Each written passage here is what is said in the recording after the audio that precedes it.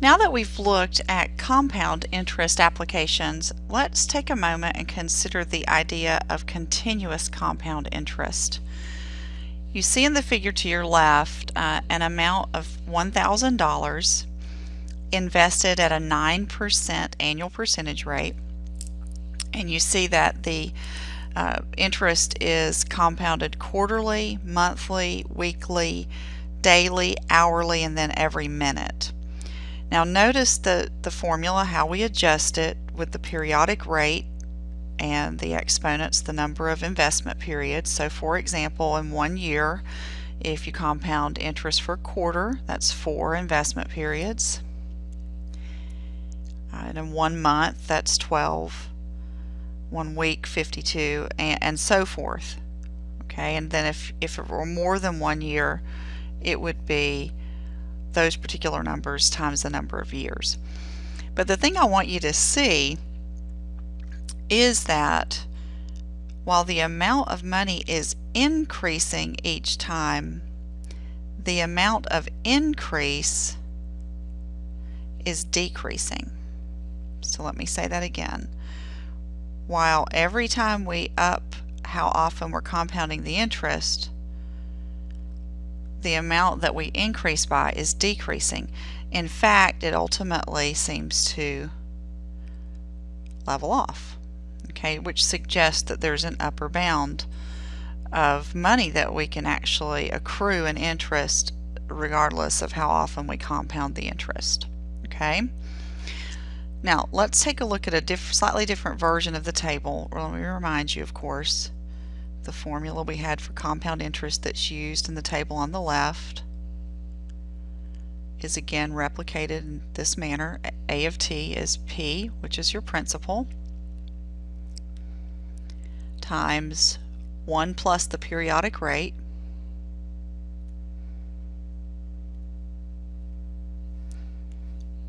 make that word look a little better for you there. Okay, so the principal, 1 plus the rate. Okay, your periodic interest rate. And then the exponent, of course, is the number of investment periods, which is how often you compound times how many years you compound. Okay? If I take this formula and I strip it down to its basic components to let the amount at time t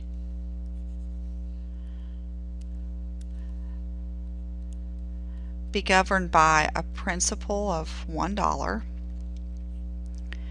an interest rate of 100%, and a time of 1 year, I'll see the table that I'm going to model to the left. Okay? So I'm going to let n grow, and n is the number of compoundings per year. Okay, just like in the previous table, we suspect that the amount should level off. Okay, so again, we've stripped this down to the bare bones. Okay, so you know, $1, 100% is a decimal, 1 year, so that really what our variable, or really the variable we're tracking, is what happens when n approaches infinity. Okay, now looking at your table, you see that if n is 1, you get a set value of 2, and you see that all the other values are 2 point something. Well, if you look at them a little more carefully, you see they begin to converge to consistent values. Okay, and if we kept going, then this is what we call the idea of the number e, as represented over here in the boxed picture. So if n is a positive integer, then the amount 1 plus 1 over n to the nth power approaches the number we're going to call e, which is 2.7128 ... which never repeats and never terminates, and that's the value of the compound interest formula as n goes to infinity. Now I'm going to do a little hand waving here, and you can read the supplement in your textbook, But basically what happens is then if I put this together with the idea of compound interest, and then I let n go to infinity, what I find is the interest we often, the formula we often call PERT, or the continuous compound interest formula. Okay, so the upper bound of interest that we can earn when interest is compounded continuously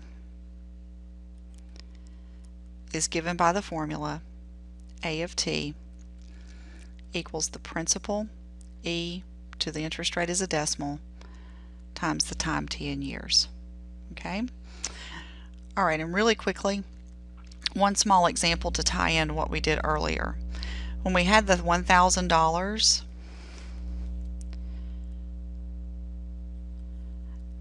at the 9% APR in the first table for 1 year,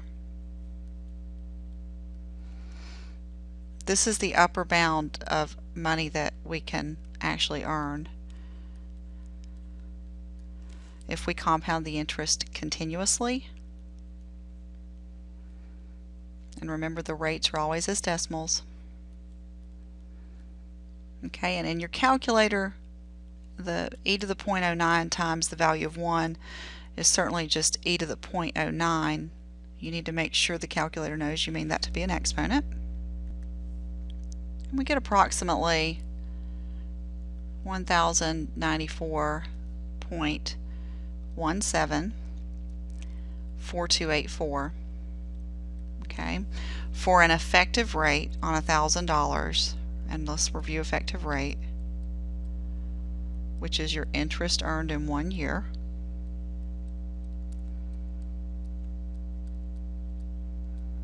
divided by your principal,